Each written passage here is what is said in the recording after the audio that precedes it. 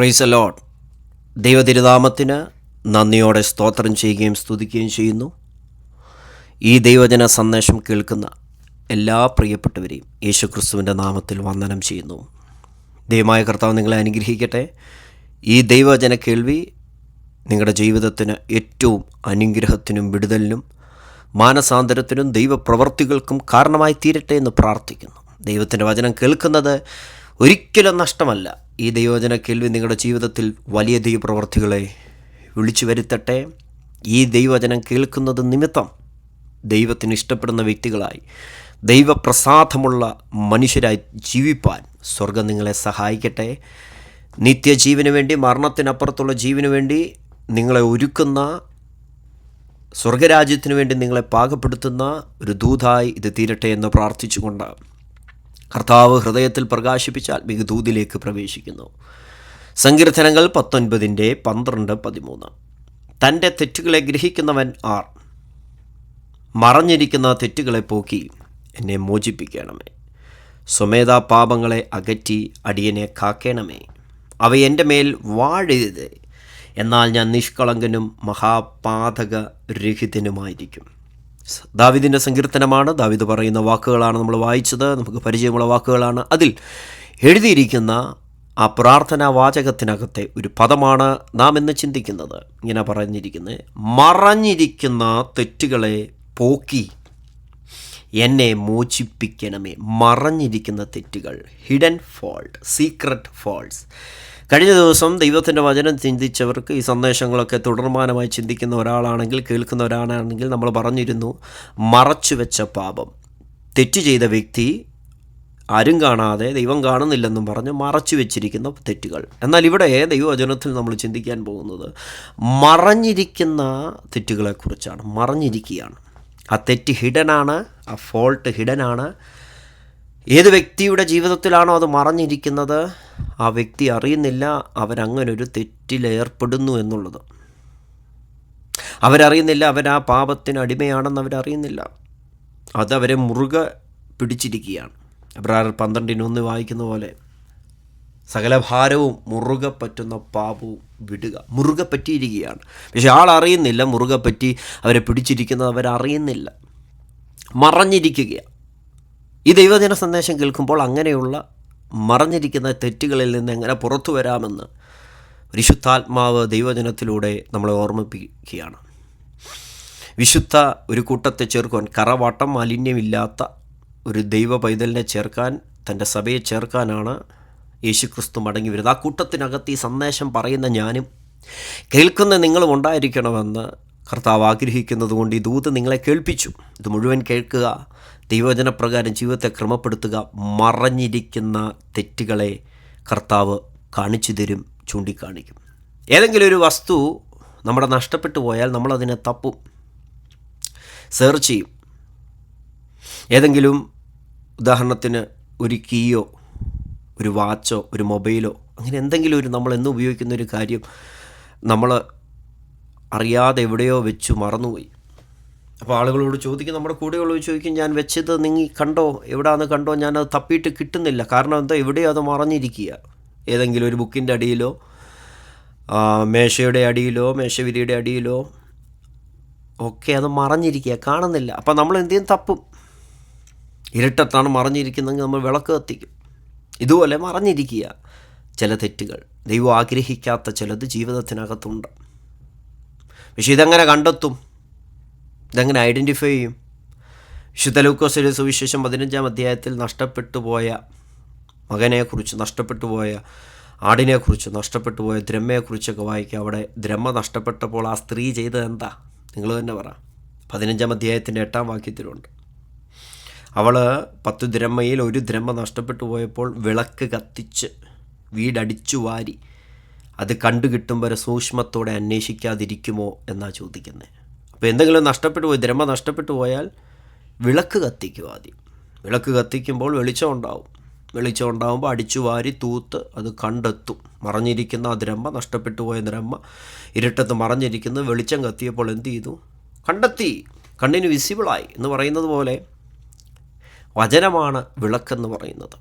നിൻ്റെ വചനം എൻ്റെ കാലിന് ദീപവും എൻ്റെ പാതയ്ക്ക് പ്രകാശവുമാണെന്നാണ് പറയുന്നത്.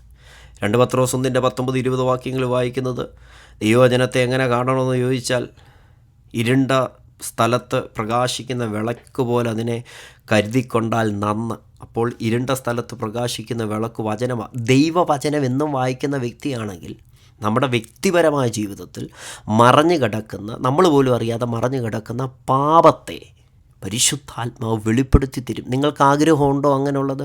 ദൈവം അത്ഭുതം ചെയ്യുമെന്നും വിടുതൽ ചെയ്തു തരുമെന്നും കരുതുമെന്നും ഒക്കെ ദൈവവചനത്തിനകത്തുണ്ട്. അതുപോലെ തന്നെ നമ്മൾ ആഗ്രഹിക്കണം കേട്ടോ. ദൈവമേ, മറഞ്ഞിരിക്കുന്ന എന്തെങ്കിലും ഉണ്ടോ? ദൈവരാജ്യത്തിലേക്ക് പ്രവേശിക്കുന്നതിന്, സ്വർഗത്തിൽ പോകുന്നതിന്, ദൈവത്തിൻ്റെ അനുഗ്രഹം പ്രാപിക്കുന്നതിന്, ദൈവത്തിൻ്റെ പ്രസാദം എന്നിൽ ഉണ്ടാകുന്നതിന് തടസ്സമായി മറഞ്ഞു നിൽക്കുന്ന തെറ്റെന്തെങ്കിലും എൻ്റെ ജീവിതത്തിലുണ്ടോ? അത് വെളിപ്പെടുത്തി തരണമേ ദൈവമേ എന്ന് പ്രാർത്ഥിക്കുന്ന ആളാണോ നിങ്ങൾ? വചനം വായിക്കുമ്പോഴാണ് അത് വെളിപ്പെടുന്നത്. ദൈവവചനം വായിക്കുമ്പോൾ നമ്മൾ പോലും അറിയാത്ത പല പാപത്തിനും നമ്മൾ അടിമകളാണ്.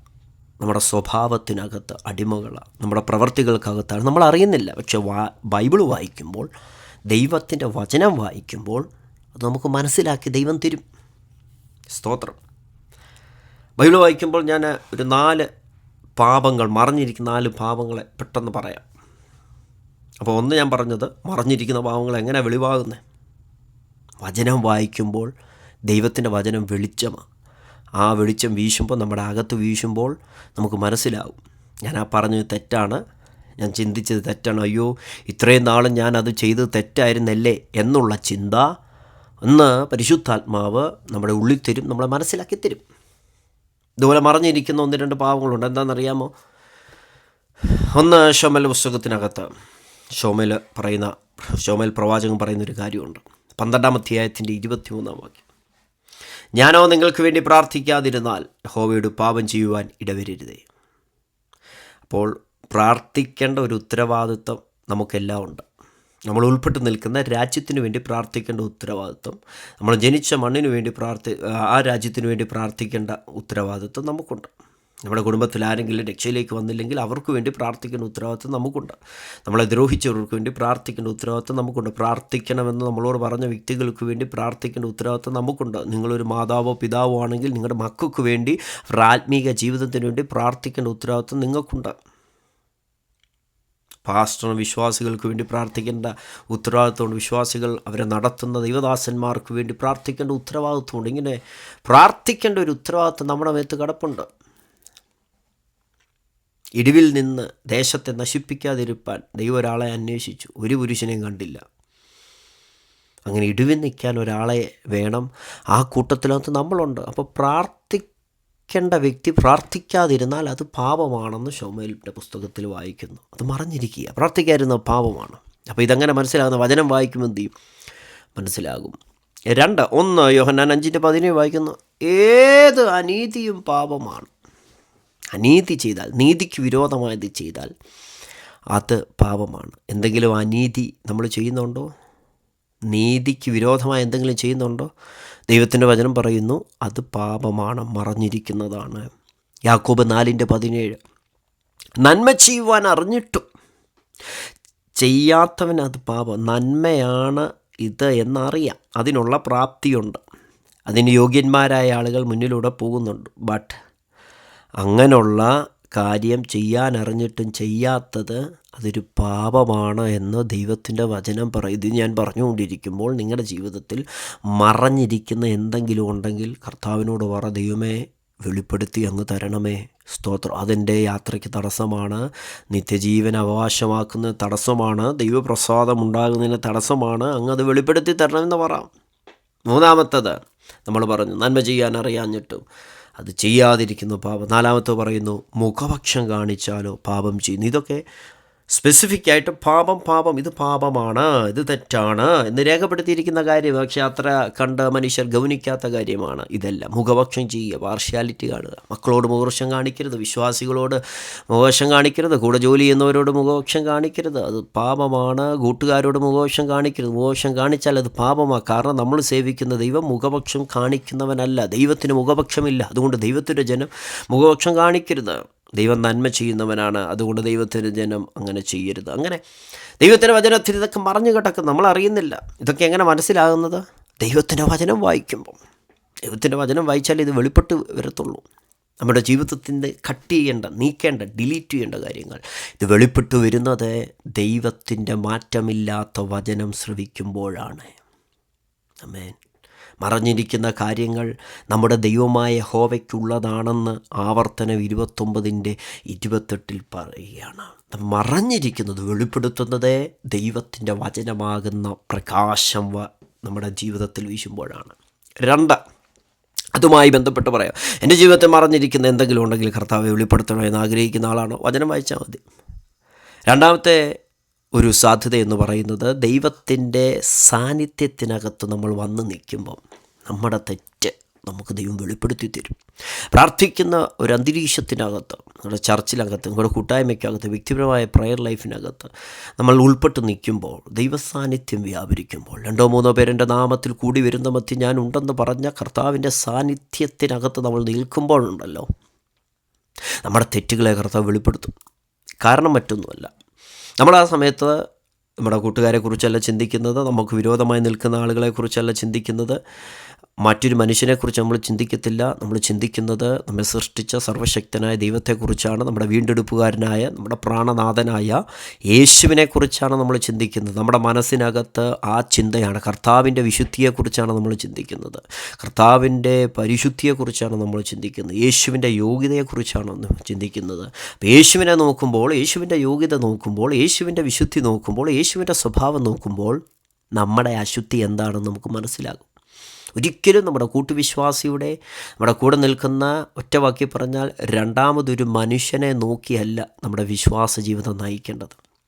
വിശ്വാസത്തിൻ്റെ നായകനും പൂർത്തി വരുത്തുന്നവനുമായ യേശുവിനെ നോക്കാനാണ് പറഞ്ഞു. ഇവൻ എത്ര മഹാനെന്ന് നോക്കുവീൻ. നാം സ്വീകരിച്ച് പറയുന്ന അപ്പോസ്തലനും മഹാപുരോഹിതനുമായ യേശുവിനെ ശ്രദ്ധിച്ച് നോക്കുക, യേശുവിനെ നോക്കുക എന്നാണ് പറയുന്നത്. യേശുവിനെ നോക്കുമ്പോഴാണ് നമ്മുടെ അശുദ്ധി നമ്മുടെ ജീവിതത്തിൽ മറഞ്ഞു കിടക്കുന്നത് നമുക്ക് മനസ്സിലാകുന്നത്.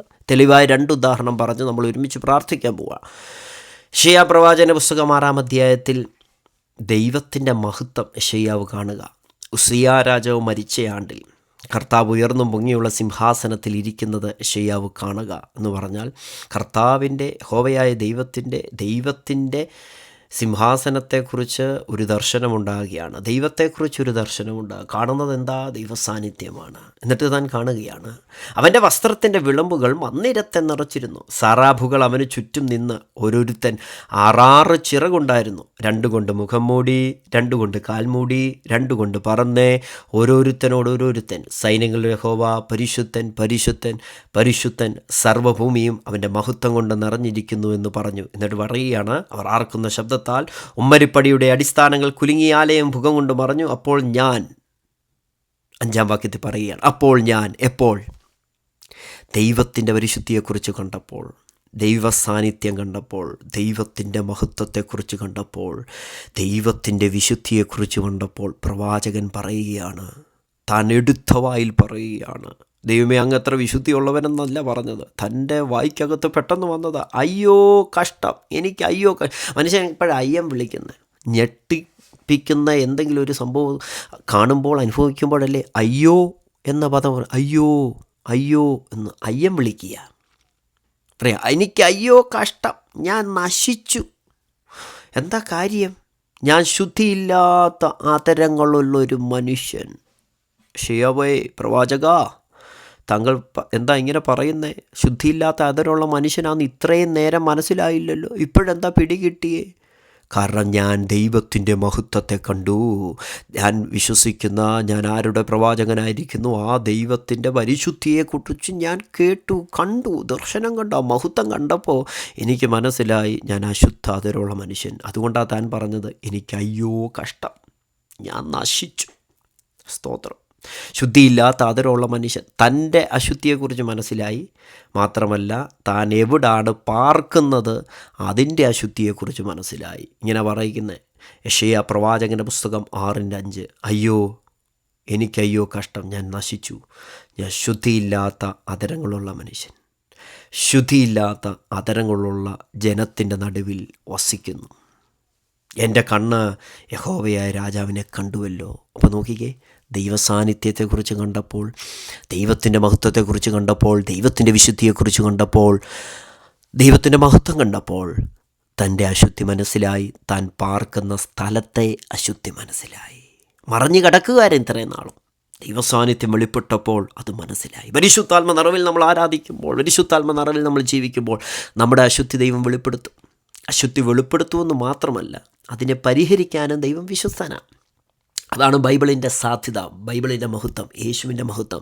നീ തെറ്റ് ചെയ്തിട്ടുണ്ട്, നീ പാപം ചെയ്തിട്ടുണ്ടെന്ന് പറയുക മാത്രമല്ല, അതിനുള്ള പരിഹാരം കൂടെ പറയുന്ന പുസ്തകമാണ് ദൈവത്തിൻ്റെ വചനം. യെശയ്യാവിൻ്റെ തെറ്റവിടെ തനിക്ക് മനസ്സിലാക്കി ദൈവം കൊടുത്തപ്പോൾ, മറഞ്ഞു കിടക്കുന്ന ആ തെറ്റിനെ മനസ്സിലാക്കി കൊടുത്തപ്പോൾ അടുത്തത് ഇങ്ങനെ: അപ്പോൾ സാറാഫുകളിൽ ഒരുത്തൻ യാഗപീഠത്തിൽ നിന്ന് കൊടിൽ കൊണ്ടൊരു തീക്കനലെടുത്ത് എൻ്റെ കയ്യിൽ പിടിച്ചുകൊണ്ട് എൻ്റെ അടുക്കൽ പറന്നു വന്നത് എൻ്റെ വായെ തൊടുവിച്ചിതാ, നിൻ്റെ അധരങ്ങളെ തൊട്ടതിലാ നിൻ്റെ അകൃത്യം നീങ്ങി, നിൻ്റെ പാപത്തിന് പരിഹാരം വന്നിരിക്കുന്നു എന്ന് പറഞ്ഞു.